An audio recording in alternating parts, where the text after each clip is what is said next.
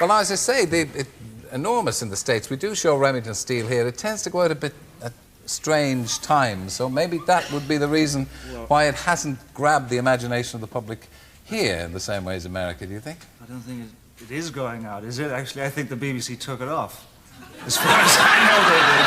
Well, that's what I heard. I heard it was on again and off again, actually. They put it on Tuesday night at 7, and then they put it on Wednesday night at 11. Listen, there's no need for you to turn nasty with me. I don't make these decisions. I know you don't tell them to take the things off. I know you don't, but that's what I heard the other day, that it's no longer on.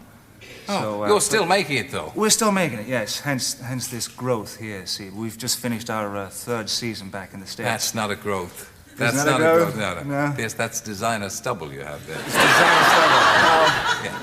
It's kind of like jacket. The jacket's got it as well. You don't wear that out in the street, do you, that jacket? No.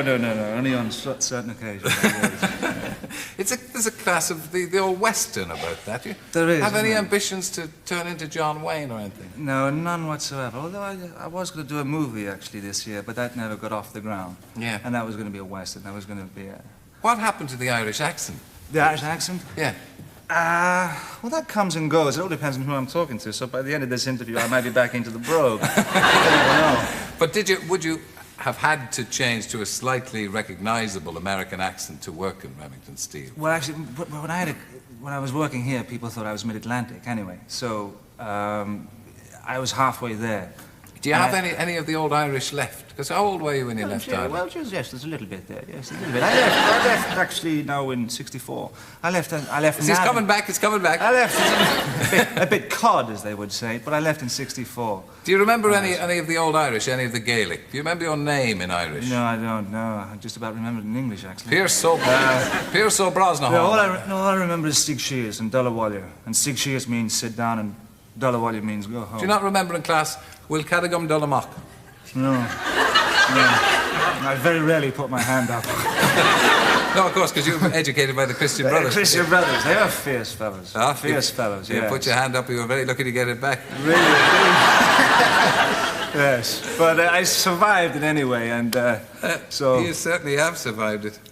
By way of Navan and Wimbledon, and now the Hollywood Hills in L.A. That's a strange place. It's not strange place. Well, we've had various reports of the Hollywood Hills and life there, but you enjoy it, don't you? I enjoy it, yes. I struck a vein of gold there. I was very fortunate. I was really lucky. I mean...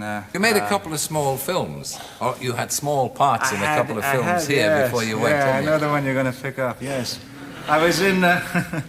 It was a slow week that week, actually, and I got into two films. I got into a film called The Long Good Friday, and another one was called The Mirror Cracked with Elizabeth Taylor. I don't remember you in The Long Good Friday. Was that a quick part? I was the gentleman killer. I was the killer. I pick the fellow up in the swimming baths, and then I stab him, and then I pop up at the end of the movie and I point at Mr. Hoskin's head.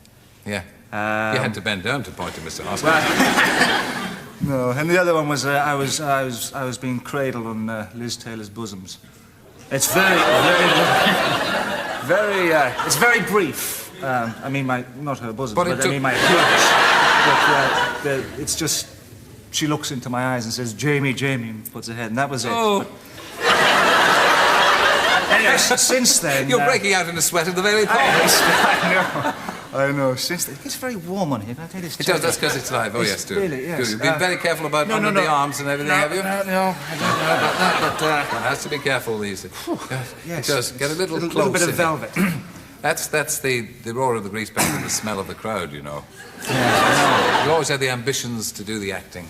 Not really, no. It came out of the blue, actually. I left school and I was a commercial artist. And I went into the studio one day and I was talking to a fellow colleague and about acting, and he said, well, I go to this place called the Oval House Theatre Club. And that was back in the late 60s. At that time, the experimental theatre was really blooming.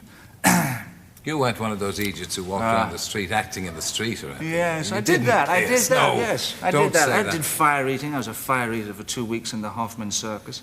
You wouldn't try that now with the beard, I'd say. No, I did it on a show, actually. I did it on Remington Steele one night and nearly blew myself up. So I did it. That's how really I got smitten by acting. I used to go down to the theatre club every Tuesday night and Wednesday night, and then eventually it became every night.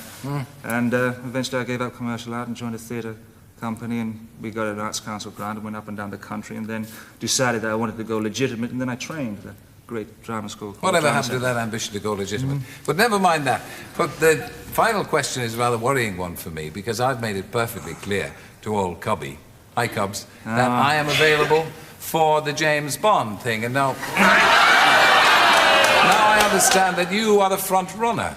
I don't know anything about that. Now, don't start. That's a wicked rumor, really. I mean, that's quite something. It's fabrication by the press back there in the US. I mean, it's... Have you never been... Has Cubby not sidled up to you at a party and said, "Hey, kid, Cubby hasn't like to be anything James of the Bond?" sort. No.